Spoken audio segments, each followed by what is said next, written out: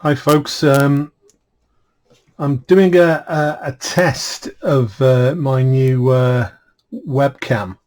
I've just, well, I've had it a while actually, but I didn't have a computer to run it off. So I've got all that set up now. So I'm using a Logitech C920, which is a massive improvement on my the videos I've done before, where I film them on my camera. So hopefully over the next few days I'm going to get it set up with an overhead rig, so we can do some tutorials overhead as opposed to from the side. At the moment it's on a tripod, but I just thought I'd try it out so I can try sort of editing techniques and things like that.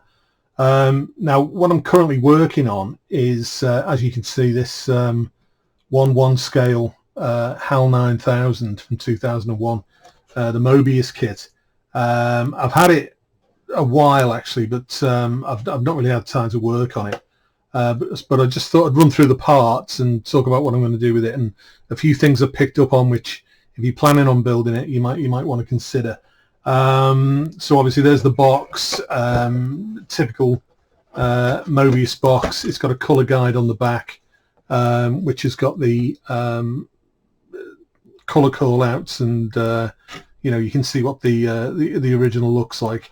There's a usual set of full color instructions as well, which, I mean, it's a very simple kit. It's only got about 8 parts, as you might expect. And there's the color guide on the inside, and as you can see, it does come complete with a red LED and a switch, and you can fit a 9-volt battery to power the light. The parts themselves, this is the main part, the body of it. Now I'm going to be mounting it on a stand.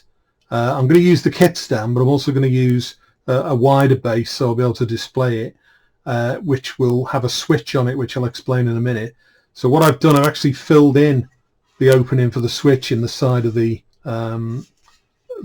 case, a couple of pieces of styrene and sanded flush, and that's taken care of that, and it's going to have a separate switch. One thing I have noticed, I've actually started painting this kit, and I ran out of grey primer, so I thought, well, it's okay because it's going to be matte black on the face, and the face has this sort of kind of like a brushed steel effect, which I thought would look great under the black. But you might be able to see that you can actually see sink marks from the webbing on the back, and also this Moebius logo, and they're showing through on the front, and it looks pretty awful, to be honest. Now this has had 2 coats of satin black. I'm going to try it with a couple of coats of primer tomorrow, and then repaint it black, just to see if that takes care of this. But I honestly don't think it will, and I'm thinking what I might have to do is certainly sacrifice the molded brushed effect by sanding all this flush to get rid of these sink marks, and then I might be able to reintroduce some of that using some coarse sandpaper. Whether it works or not, I don't know. I mean, worst case scenario, I might have to, completely refabricate this piece. What I don't understand is why this has come about, because I can appreciate that these are what are causing the sink marks, but I think if Moebius had actually molded this upper part in just a thicker styrene, it wouldn't have needed these webs. And also the actual Moebius badge itself could have gone on the bottom of the base that's provided, so there's no real need to have that as part of this. But I'm gonna have to do something, because I can't live with it like that, because every time you sort of catch the light with it, you can see those lines in it. So some of the videos I've watched on YouTube of other builds, people have, it's on other kits, it's not just this particular kit. The strange thing is that there's these diagonal lines here which are showing through the plastic, if you turn it over, they're not actually there on the other side, or very, very faintly. So it's definitely part of the moulding process. So hopefully the paint will take care of that. But if I put too thick a layer of paint on this, I'm going to lose the brushed effect anyway. So I'll have to think about that. But you know, that's something to consider. The other parts are pretty straightforward. This is the actual lens part, or the outer casing for the lens part for the eye.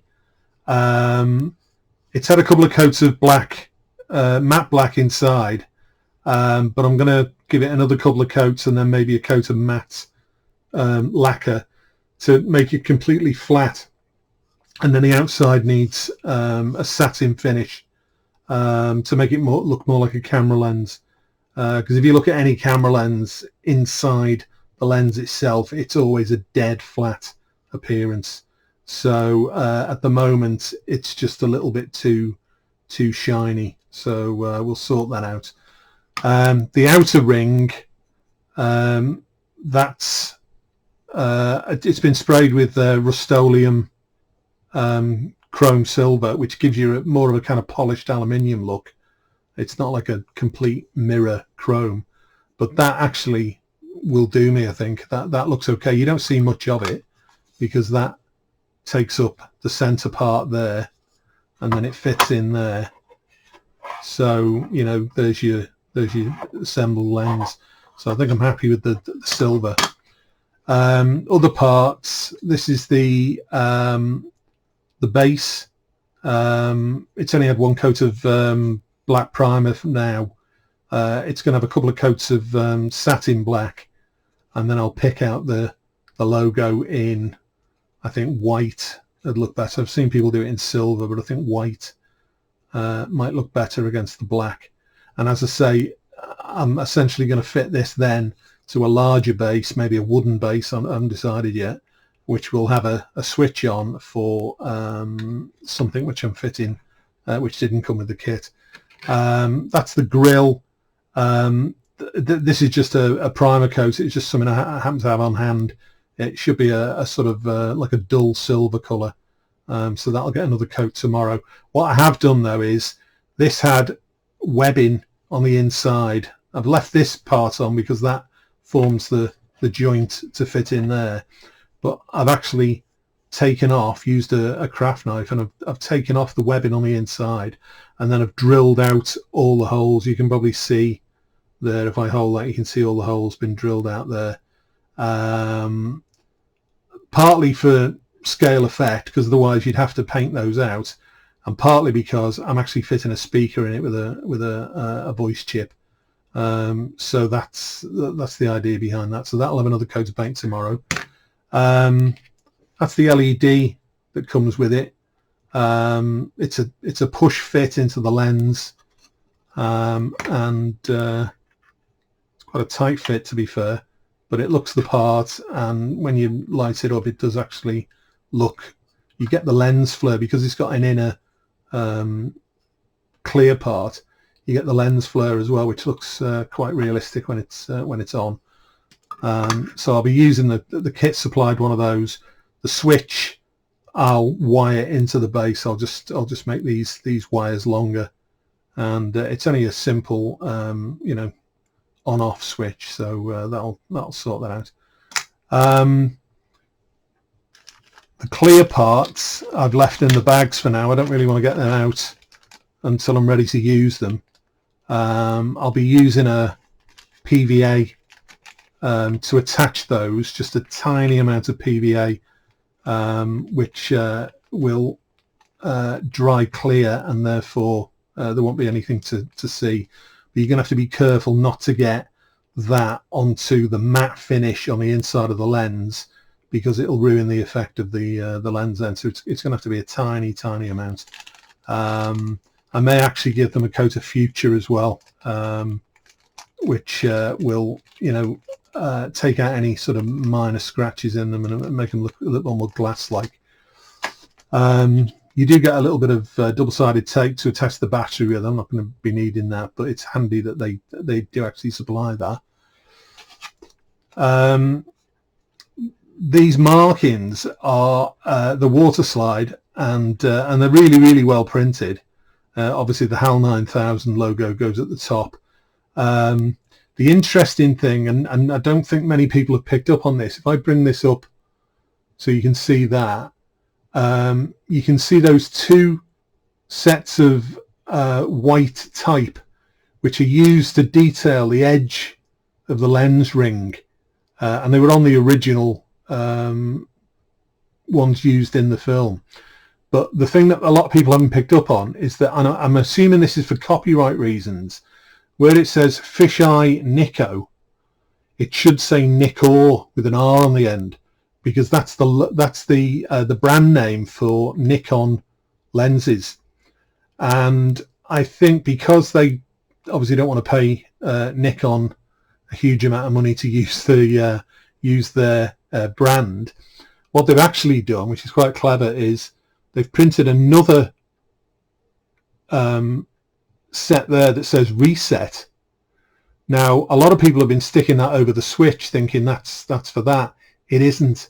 You dispose of the ESET and you put the R next to the O, and that gives you Nikkor, and that is exactly the same size type as that. So I've not, looking at the videos I've seen on screen, I've not seen anyone else pick up on that. And in fact, the box art shows Nico, but it is in fact Nikkor, and that is the brand for Nikon lenses. So quite cleverly, a bit like the way aircraft markings, that that rather than print swastikas, which obviously aren't allowed in a lot of parts of the world, they'll print them in two halves, so you have to assemble them yourself. It's a similar thing to that, really. It's just getting around that copyright. So just be aware of that if you're gonna build one of these things. The other thing I've got here, which is a sound chip, which I got off Amazon. I think it was around a tenner. I think it's pretty cheap. And basically I've uploaded some sound files onto this from the internet. So if I switch it on, it's got its own little power supply, and then there's a switch on the back which I'm going to wire into the base, and you can hear it now. Yes. It's puzzling. I don't think I've ever seen anything quite like this before.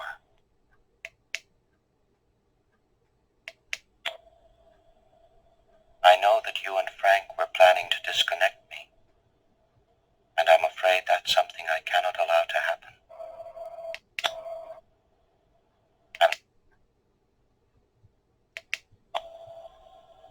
I know I've never completely freed myself of the suspicion that there are some extremely odd things about this mission.